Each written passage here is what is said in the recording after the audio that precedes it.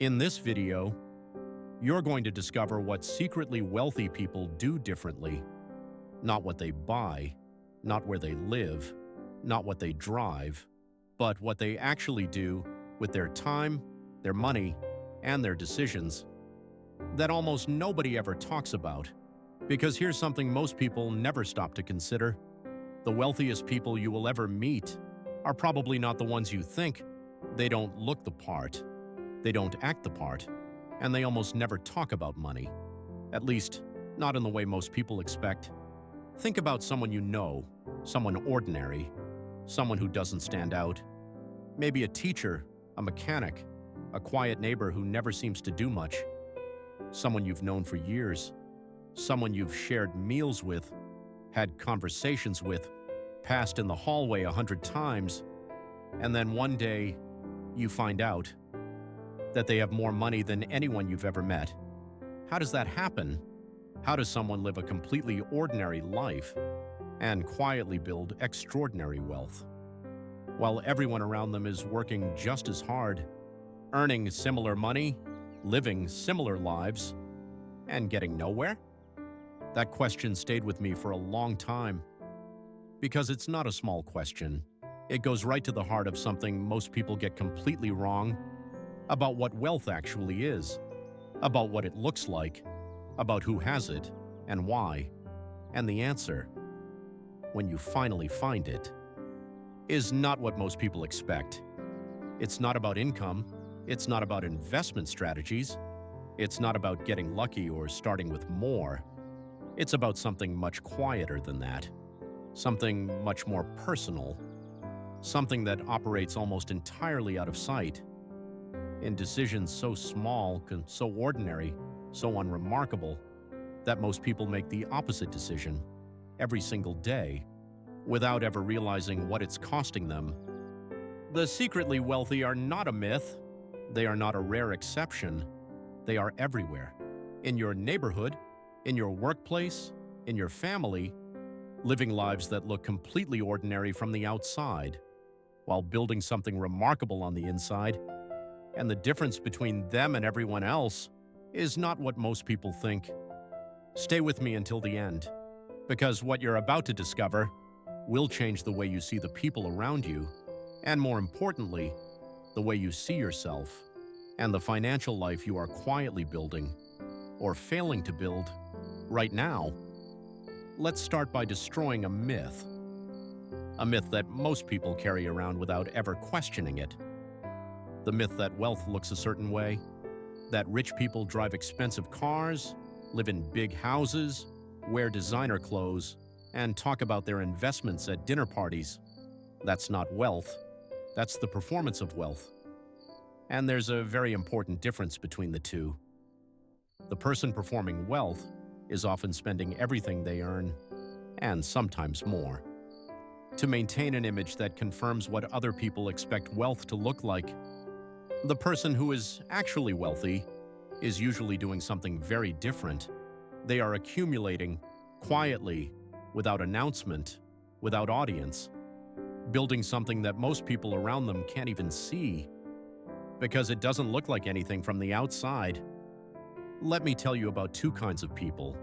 The first kind earns well, spends visibly, and lives in a way that signals success to everyone around them. New car every 3 years, holidays that make it to social media, clothes that communicate status. They feel wealthy, they look wealthy, and people around them assume they are wealthy. But if you looked at their actual financial position, the assets they own, the debts they carry, the number of months they could survive without a paycheck, the picture would be very different. The second kind earns similarly, sometimes less, but they spend invisibly. Their car is older than you'd expect. Their house is modest. Their clothes are unremarkable. And yet, behind that ordinary exterior is something extraordinary. A portfolio that has been growing quietly for years. Properties that generate income while they sleep. A financial position so solid that losing their job tomorrow would be inconvenient, but not catastrophic. These are the secretly wealthy, and they are everywhere. in your neighborhood, in your workplace, in your family, living lives that look completely ordinary from the outside, while building something remarkable on the inside. The question is not whether they exist. They do. The question is, what do they know that most people don't? And what do they do differently that allows them to build this kind of quiet, durable, invisible wealth? That's what the next few minutes are going to answer. Not with theories, not with abstract principles, but with the specific, observable, repeatable patterns that show up again and again in the lives of people who build real wealth without anyone noticing. And the first thing you need to understand, before we get to any of those patterns, is why most people never see any of this, even when it's happening right in front of them. Every single day. Here's what's strange about all of this. Most people spend their entire lives surrounded by secretly wealthy people and never once suspect it. Not because they're not paying attention, but because they're paying attention to the wrong things. We have been taught, from a very early age, to associate certain signals with success, a certain kind of car, a certain kind of house, a certain kind of holiday, and we have learned to look for those signals. When we try to identify who is doing well financially, the problem is the secretly wealthy don't send those signals. Not because they can't, but because they've made a deliberate choice not to. And that choice is invisible to most people because it looks exactly like not having money. Think about what happens in a typical social situation. Someone arrives in an old car, someone else arrives in a new one. Without knowing anything else about either of them, most people make an immediate assumption about which one is doing better financially.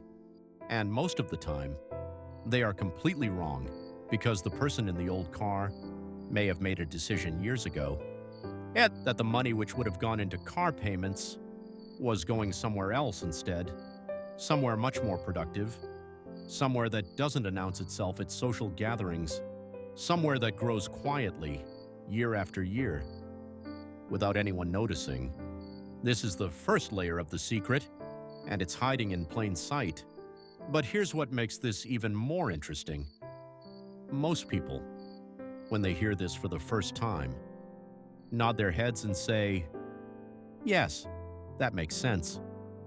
And then they go back to their lives and continue making exactly the same assumptions they always made, because understanding something intellectually and changing how you actually see the world are two completely different things. The secretly wealthy didn't just understand this concept, they internalized it. It changed the way they look at every person they meet, every lifestyle they observe, every financial decision they witness.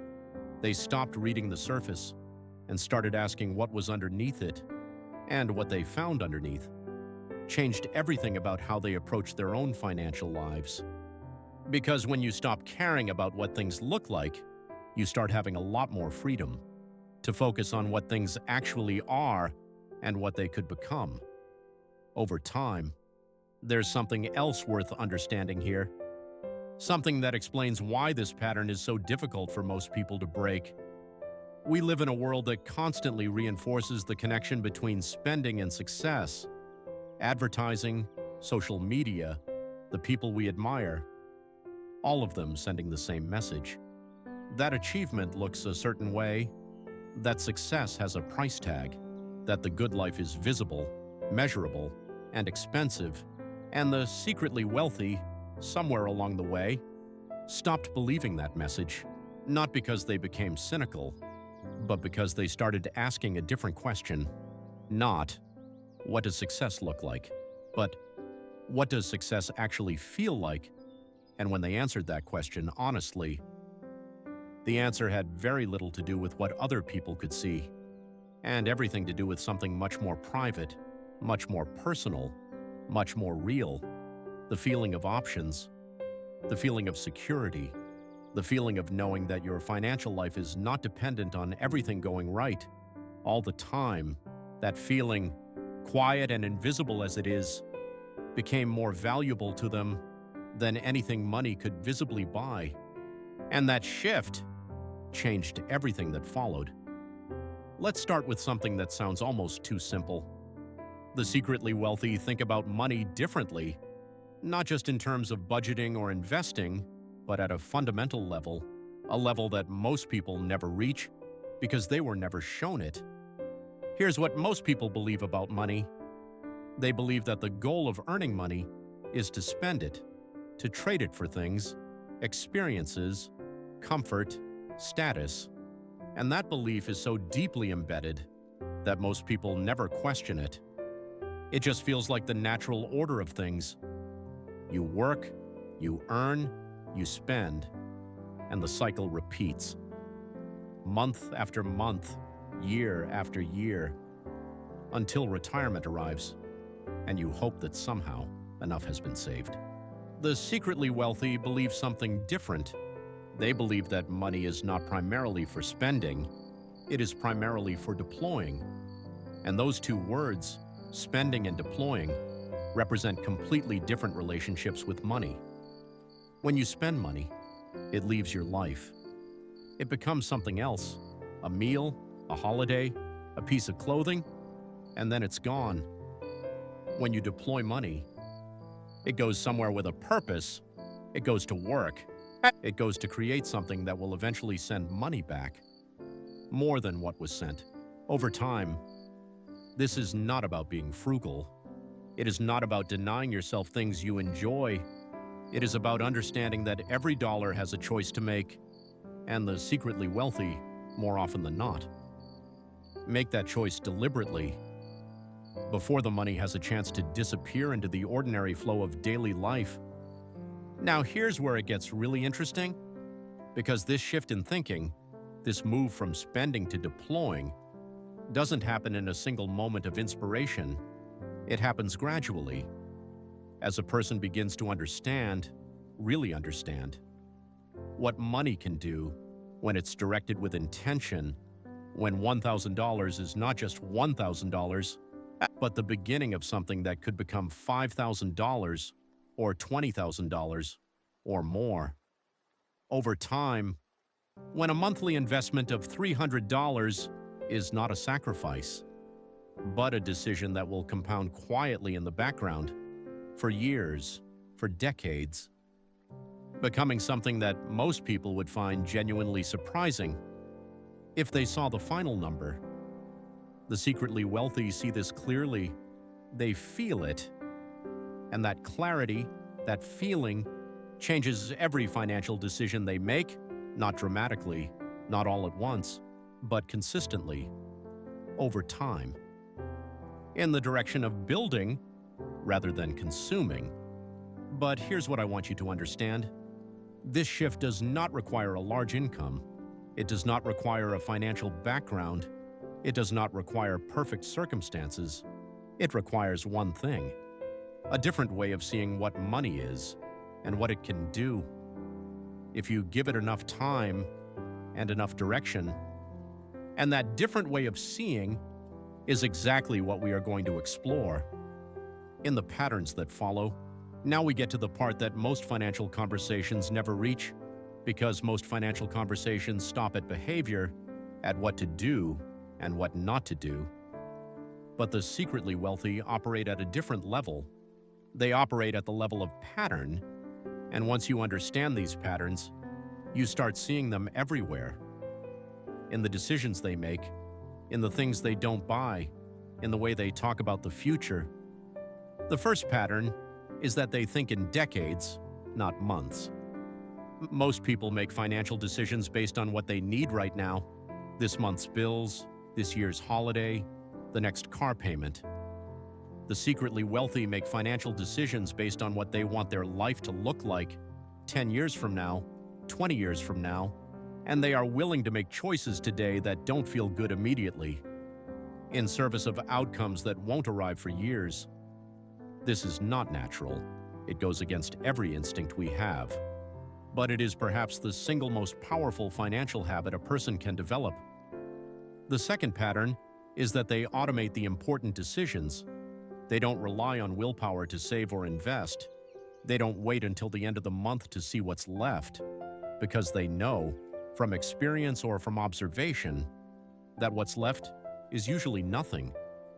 Instead, they decide in advance how much will go toward building wealth, and they move that money automatically before they can spend it, before the temptation arrives, before the unexpected expense shows up, before life has a chance to consume it.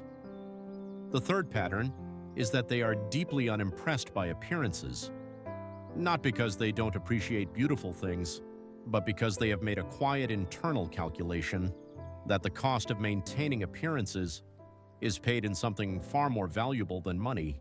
It is paid in options. Every dollar spent on looking wealthy is a dollar that cannot be building actual wealth, and the secretly wealthy, somewhere along the way, made a decision that options mattered more to them than opinions.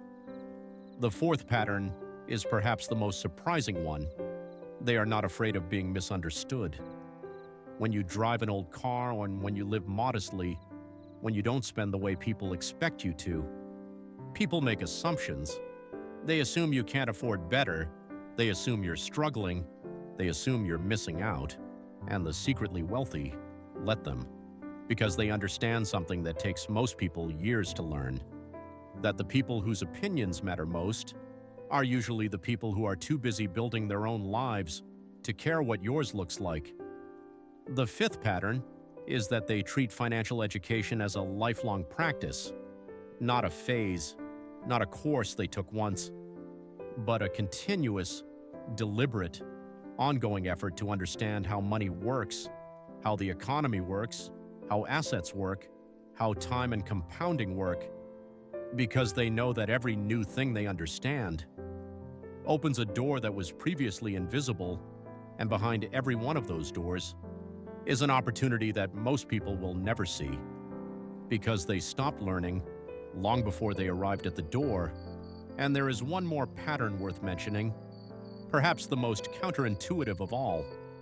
The secretly wealthy are extraordinarily comfortable with delayed gratification, not because they were born with unusual discipline, but because they made a connection early, a connection that most people never make clearly enough to act on: the connection between today's sacrifice and tomorrow's freedom.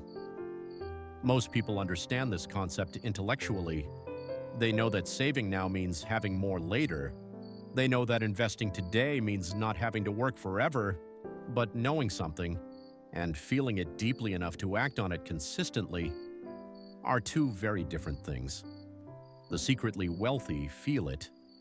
They have internalized it so completely that the choice between spending today and building tomorrow doesn't feel like a sacrifice at all.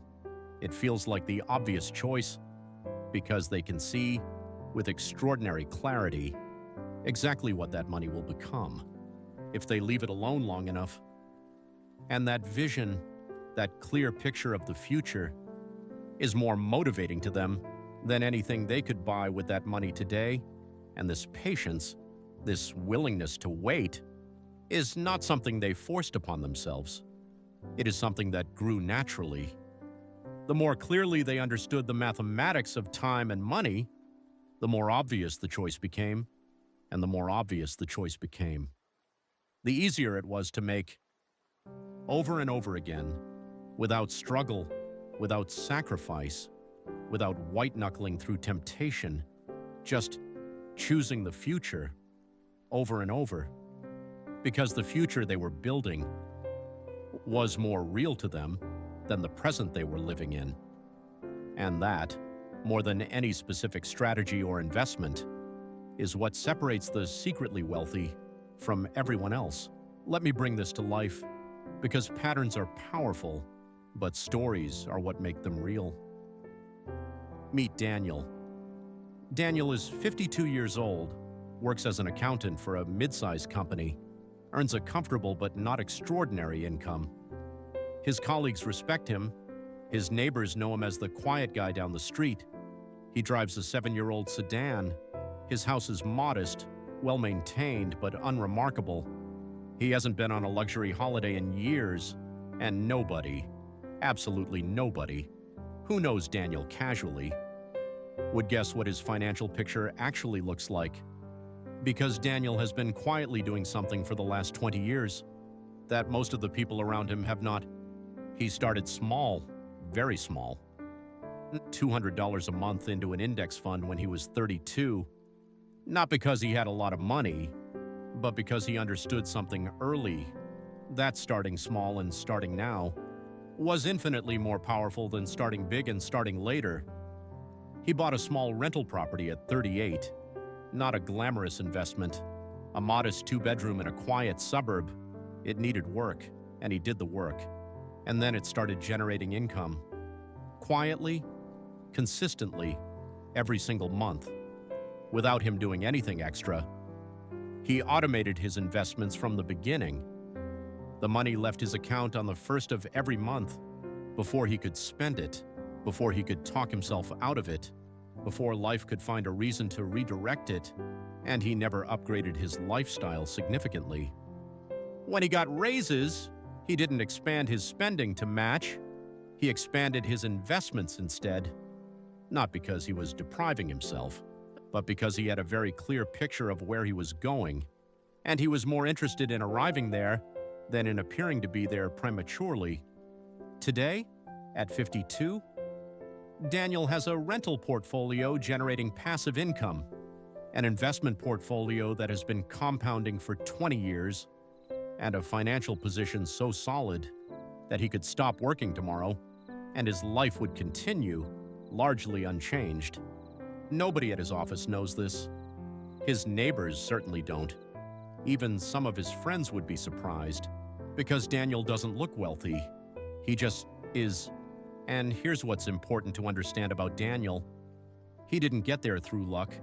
He didn't get there through a windfall, an inheritance, or a brilliant investment that paid off overnight. He got there through the quiet, consistent, almost boring application of the patterns we talked about, thinking in decades, not months, automating the important decisions, staying unimpressed by appearances, being comfortable with being misunderstood, never stopping to learn, and always, always choosing the future over the present, one small decision at a time for 20 years. Now meet Kevin. Kevin is 49 years old, earns more than Daniel, has always earned more than Daniel, but Kevin's financial picture looks very different. Kevin has upgraded his car every 3 years, moved to a bigger house when his income grew, takes the kind of holidays that make people ask where he went, and he feels successful, genuinely successful, because all around him, people treat him like he is. But if you looked at Kevin's actual financial position, the assets he owns, the debts he carries, the number of months he could survive without his salary, the picture would be uncomfortable, because Kevin has been spending in the direction of looking wealthy, rather than building in the direction of being wealthy, and the gap between those two directions has been quietly growing for 20 years. Kevin is not a bad person. He is not irresponsible, not reckless, not financially illiterate. He is simply someone who was never shown the other path, the quiet path, the one that Daniel chose. Not because Daniel was smarter, but because at some point, Daniel understood something, and Kevin, not yet. The good news is that understanding, as we said earlier, has no expiry date. It can arrive at any point. And when it does, everything that follows can be different. Daniel and Kevin are not unusual cases.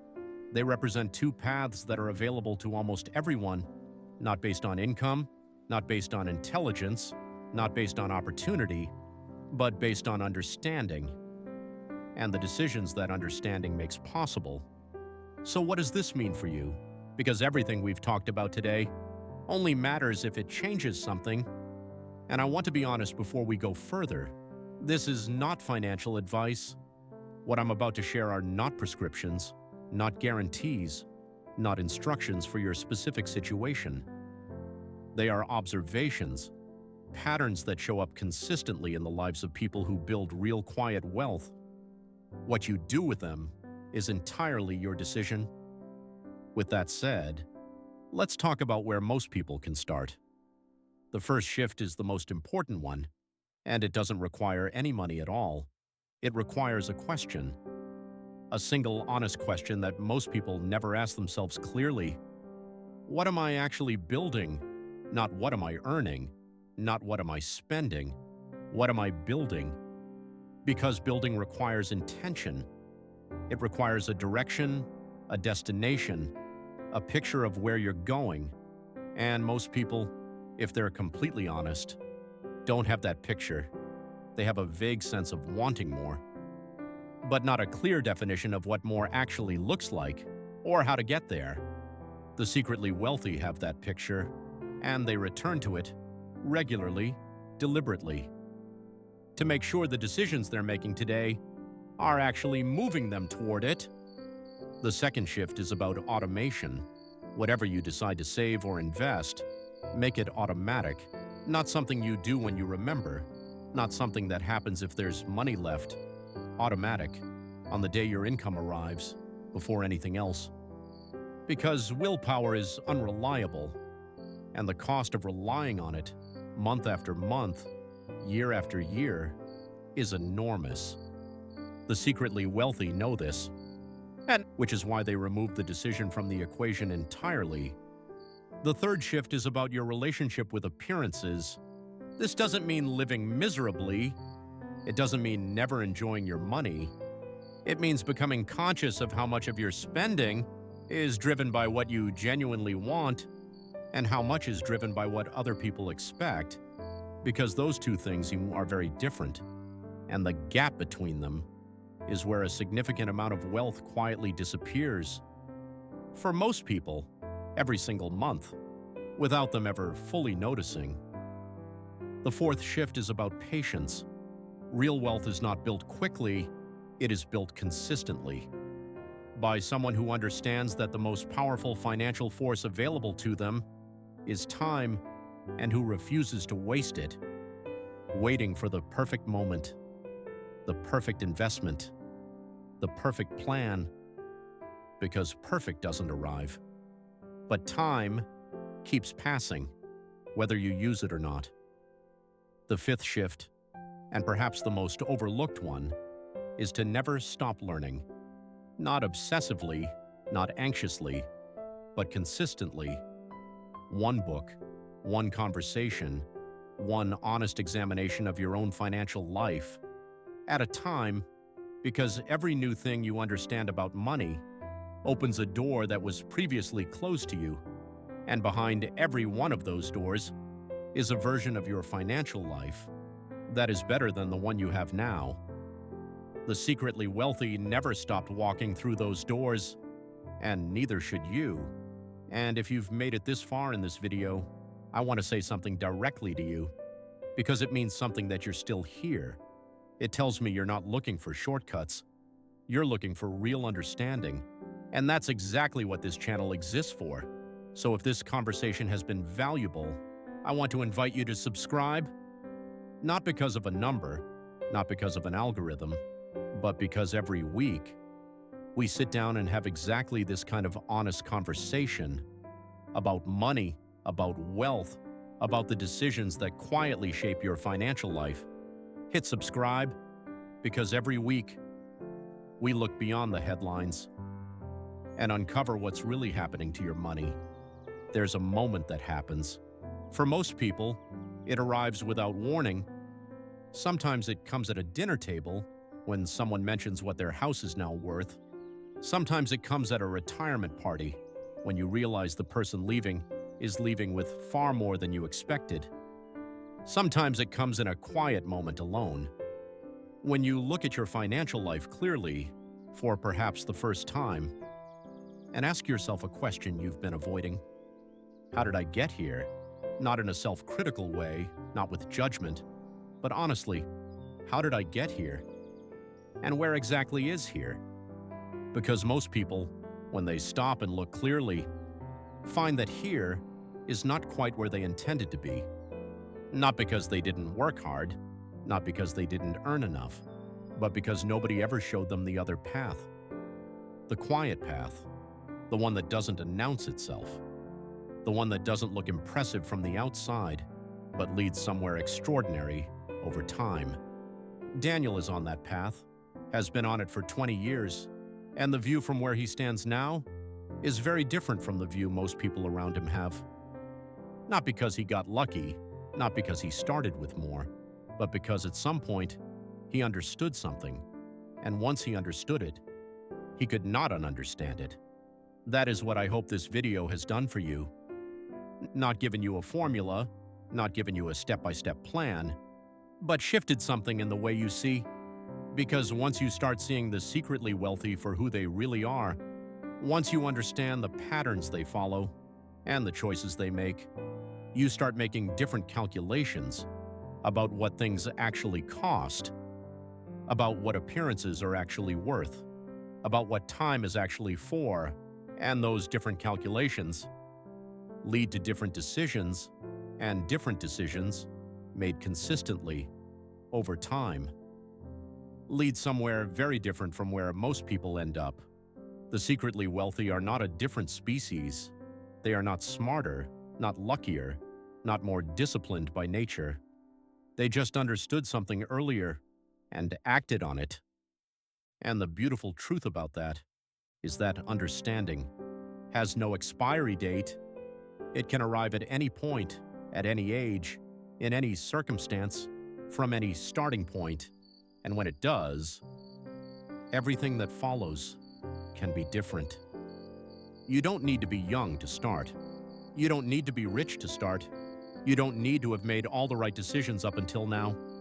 You just need to understand and then decide that from this point forward, you are going to build something quietly, deliberately, patiently, without caring what it looks like from the outside, without needing anyone to notice, without waiting for the perfect moment. Because the perfect moment was always this one.